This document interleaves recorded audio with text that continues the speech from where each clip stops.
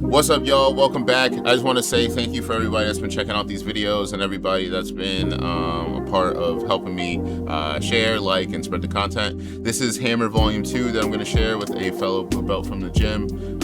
So yeah, I'm excited to get into it. This one, it shows off a lot of my top control. I'm really trying to control where people's hips are going. So I'm excited to get into that.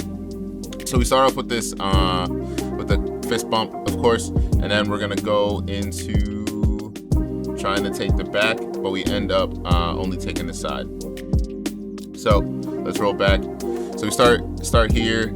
I've been starting with one leg down and one leg up just because I have the ability to move a little bit more if both my knees are down, or if I'm sitting on my butt. I just feel like I'm not as mobile as I can be when I'm attacking.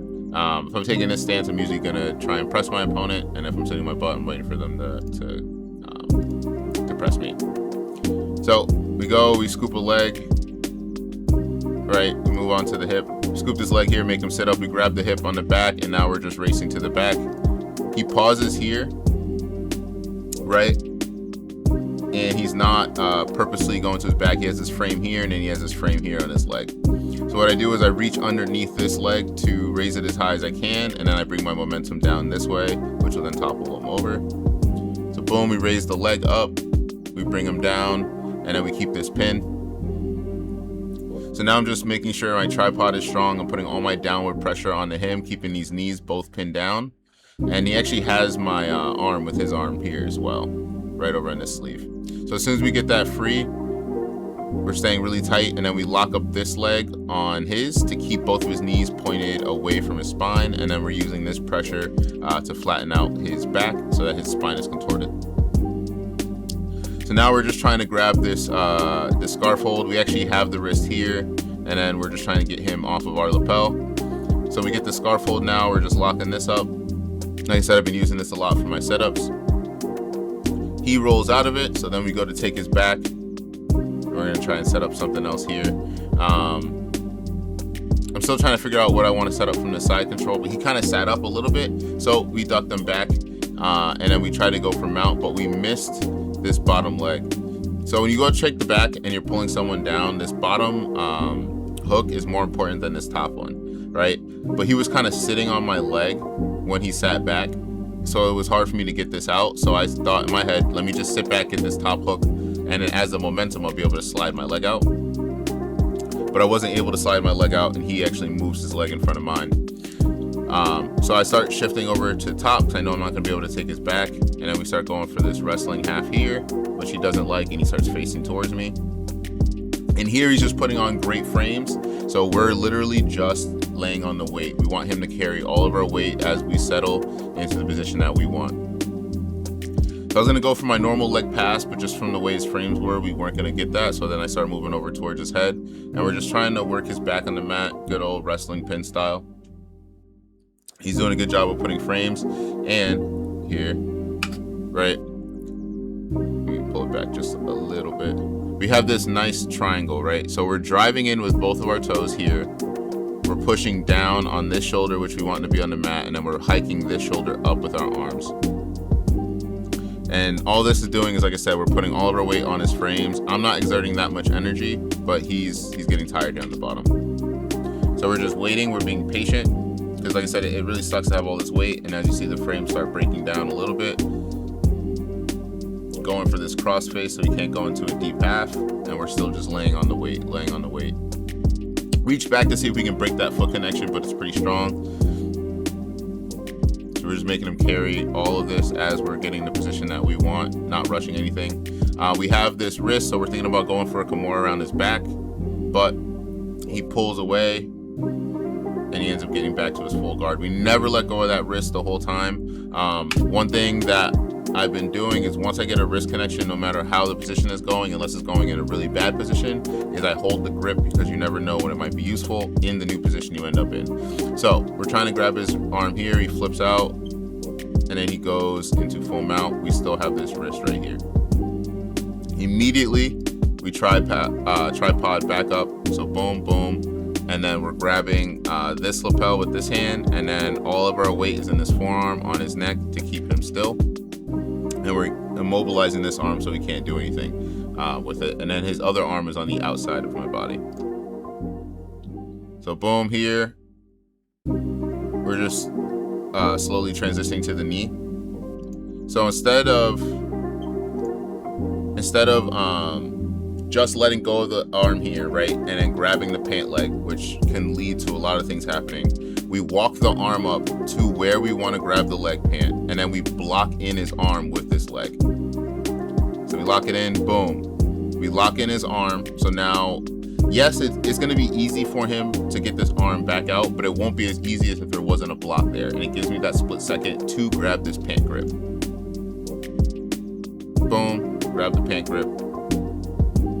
And I'm trying to push down here, right? So all of my weight is over the top, and I really do, where my body is now, I really do have to be careful about going over the top of him. You know, I've definitely been rolled that way before. But we're pushing this leg down, right? And we want to break this connection so that we can try and go for a pass. The problem is with the orientation of his feet, this leg is being trapped by this leg here, right? So anytime I'm pulling down, it's just being caught by this foot. So we start pushing down and we're realizing this isn't going, so we're gonna have to switch sides. So we go for this grip transfer, boom, grab the other side of the collar, still putting weight down, and I felt the give, so we start pushing, boom. We were able to knee cut across his thigh before he was able to recover.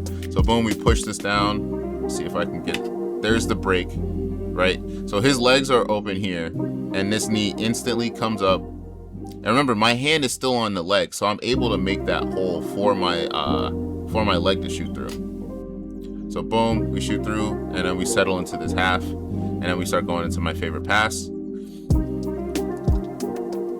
In this pass here, right, we want this arm in front of this elbow to hike it up to get both of his arms above his head. We didn't get that, so what I'm compensating for is pulling on this arm as high as I can, just so that he can't get it. Then we want to pull on this pant leg, so this leg can't touch the ground and we get rolled. The issue here I was having was he ended up grabbing my elbow here, right, which was keeping me restricted here. So we ended up having to break this grip on my elbow, and then we start focusing on other things. So bring it back a little bit. Get in position, grabs my elbow, not let me go where I want, break the grip on his elbow, and now we're gonna start working this arm for Kimuras, Americanas, anything we can get, and he slides it back underneath his body. So I'm like, cool, now he's kind of holding onto my leg, and I'm just gonna go lapel fishing. I have good position, he's carrying all of my weight, I could use a break, so I'm just going, start pulling lapels that I might be able to use later. He starts feeling that his lapel's getting loose, so he starts kind of wiggling and freaking out. When your lapel's getting loosened like that, you really can't tell what the other person's doing or what they're trying to set up. So it is a little panic-inducing when you feel that happening. At least it's panic-inducing for me, because like I said, I don't really know what people are trying to set up all the time, and they can be setting up, they could be setting up fake attacks. So here he's trying to reestablish his frames. I'm doing a great job of making sure that they can't get fully extended. And like I said, he's carrying all of my weight still. I felt him pin, so like I said, we're working on this leg grip here now so we can get to the full pass, but it's just not happening. But I got what I accomplished. I got this arm above his head, so we're good in for this pass. So he was keeping this elbow nice and tucked, right? Which is why I was messing with the hands, because I couldn't really lean back here with this frame in the way. He also had this frame as well, this forearm. As soon as he left that frame, my body was able to take up that space. Now all of my weight is completely on his chest, and this arm is butterflied up. So I let go of messing with his legs because I know I have top real estate now. So boom, we lean back, and we use this arm here to lock in this arm above his head, and I believe we're gripping part of his shirt on the other side of his rib cage. We change grips back to this leg grip, and then now we're gonna go for this pass. So we hike the leg up so that he can't kick, and then now we're just waiting for the perfect opportunity, making sure both arms are above his head. Right? This is amazing what we want. Both of these arms are above his head. Right now, we're just fighting this leg right here. He can't move. You know what I'm saying? Like, when you have someone in this position, you really just got to be patient and just work on getting these legs free. So boom, kind of brings the legs back down, which, here, let me bring this back. He was above the knee here. When he brings the leg down, he only brings my ankle. So my knee's free. So now I can just go and try and free this leg any way I could. I tried putting a wedge. That didn't work. So now we're just rotating the 3/4 mount. Boom. We freeze here. And then you guys already know what I'm looking for, the arm bar. So once we go to 3/4 mount, I immediately put this leg up here so that he can't roll his back back to the mat. Because if he can roll his back to the mat, then I just got to do a whole lot more work. Got to set up the scarf hold, go for arm attacks and things like that. So if I put this leg up here, it keeps his back perpendicular to my body where I want it, so then I can start messing around with his arm here. So boom, I'm just trying to see where I can get room to get underneath his arm. We slowly start positioning the arm here.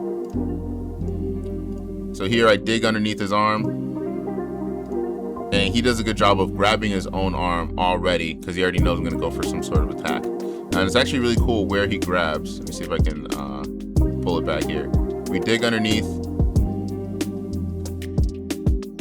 Got this hook. He goes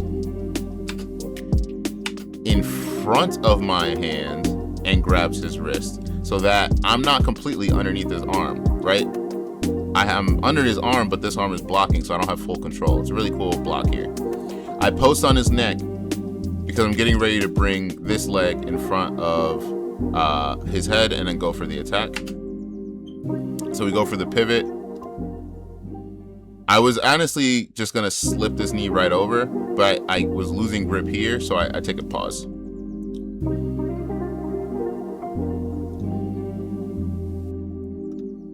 So here,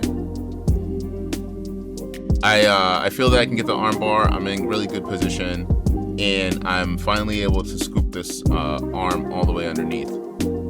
He starts rotating when he feels this, and he starts going belly down.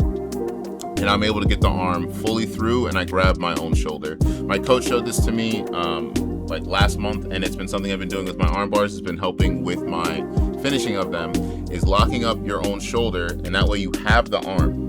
The arm's not going anywhere, so then you can kind of focus on other parts of the technique. So we start rolling here, right? And then we instantly go for the arm bar in the scramble. So remember, we already have this leg across his belly, so all we need is this leg across his head, and then we're in position. Boom, we start setting this up, we roll, get the leg in front, and then we just kind of extend, and then we go belly down, and we get the tap here. When you are doing belly down, it is better you want to be looking towards your opponent's feet because it puts more torque on the elbow itself. But with the way we rolled, I was already facing this direction, and it was going to be hard for me to turn and face the other direction when I knew I had it locked up here. So boom. Once we go belly down, like I said, I really should turn my head and look the other way, but I felt like this was locked in here, so I felt like I was good. So you get the little tight extension, and then boom, the arm bar is complete.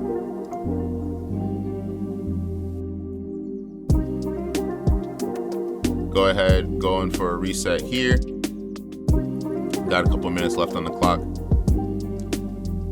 Grab the wrist for good wrist control. We're trying to see where we're gonna go in for this attack. And here, which it shocked me, right? I lost my balance. So we go in here, and then we're going for the snap down, wrestler snap down. When I go to reach, my foot gets caught by his hand. He pulls my foot and uses his knee shield to push me over. Caught me off guard here. So when this happened,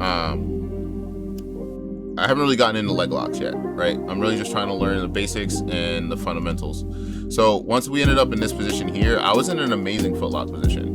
You know what I'm saying? I kick this leg over here, maybe even go for a knee par, depending on which way I twist my hips, or I can go for a heel hook, but I'm just not doing those. We also just don't do them in my gym for purple belt and below. So I had to just look at this position and be like, oh, this is a great position, and not do anything about it.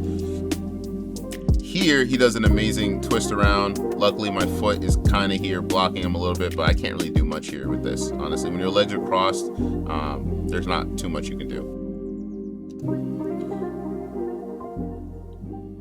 So boom, we end up in side control, and that was the bell. That was the bell. That was the end of the roll right there.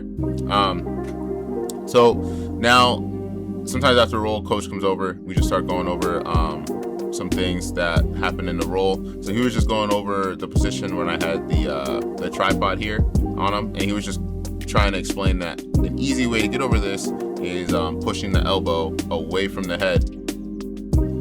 Boom, just like that, to get that pressure off of the person's, get the pressure off of your neck, right? And then you can go into their next attack and your next defense. So this is something that I got to look out for if I'm ever going to do this attack, right? And it's something that that I can look out for if I'm ever on bottom, so I can defend. And he was just showing how to transition into an arm bar from there. But yeah, thank you guys for checking out the video. I really do appreciate all the support and all the love. I'm gonna catch you guys in the next one, and yeah, follow your dreams.